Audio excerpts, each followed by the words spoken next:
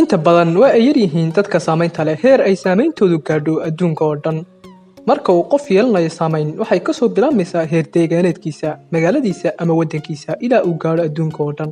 Saamaynta ayaa leh dhinacyo fara badan, mid togan ama mid taban. Sida caadiga ah, shakhsiyaadka saamaynta leh waa kuwa lagu daydo oo la raaco waddadii ay jeexeen. Sidoo kale, buugaagta, aflaamta iyo dukumentiyada taariikhiga ah ayaa lagu soo qaataa waxyaabihii ay sameeyeen shakhsiyaadka saamaynta leh.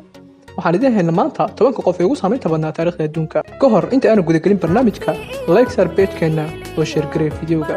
Mahadsanid. Sanadii 1978, qoraaga reer Mareykan Michael Hart waxa uu qoray buuggiisa 100 qof ee ugu saamaynta badnaa taariikhda adduunka. Waxaan ka soo qaadanay 10 qof ee ugu horeeya 100kaas. Halka Nabi Maxamed naxariis iyo nabadgelyo korkiisa ahaatee uu u aqoonsaday Michael Hart shakhsiga ugu saamaynta badnaa taariikhda adduunka.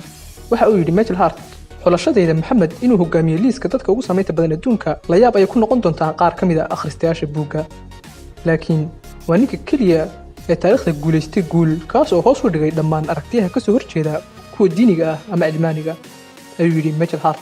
Dhammaan shakhsiyaadku soo doortay Michael Hart waxaa ka mid ah kaalinta koowaad Nabi Maxamed naxariis iyo nabadgelyo korkiisa ahaatee. Waxa uu noolaa sanadihii 570 ilaa 632 miilaadiga. Waxa uu ahaa rasuulka Eebbe, nabadgelyo naxariis korkiisa ahaatee, hogaamiye diineed iyo mid siyaasadeed oo ah shakhsiyad astaan u ah diinta Islaamka. waa dib u habeeye bulsheed, diblomaasi, ganacsade iyo filosofi Islaami ah oo ay saamayntiisu gaadhay dhammaan daafaha adduunka, sida uu ku qoray buuggiisa Michael Hart. Kaalinta labaad waxaa soo galay Isxaaq Newton, xeeldheere fiisigiis iyo cilmi nafsiga, sidoo kale cilmi falaga, xisaabyahan oo qoraaga sharciga cufisjiidadka. waxa uu noolaa sanadihii 1643 ilaa 1727.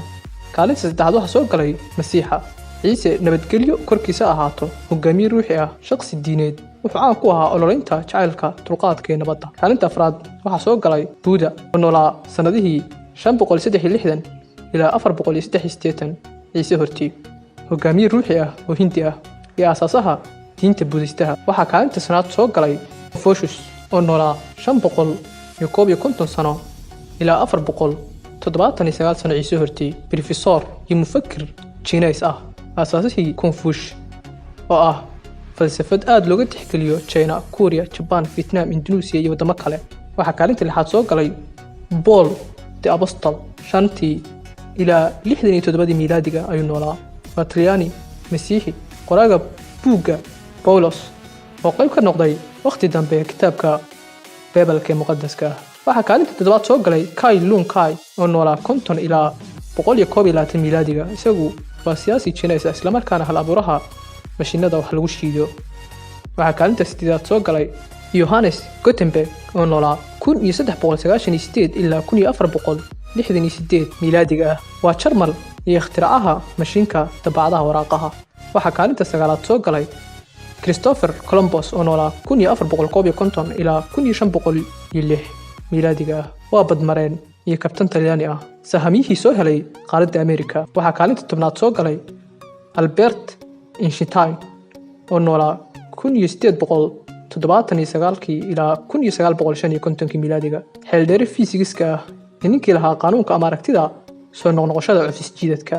intaa waxaan ku soo koobaynaa barnaamijkeennii 10 qof ee ugu saamaynta badnaa uu ka qoray qoraaga reer Mareykan ee Michael Hart sanadii 1978. waad ku mahadsan tahay daawashadaada.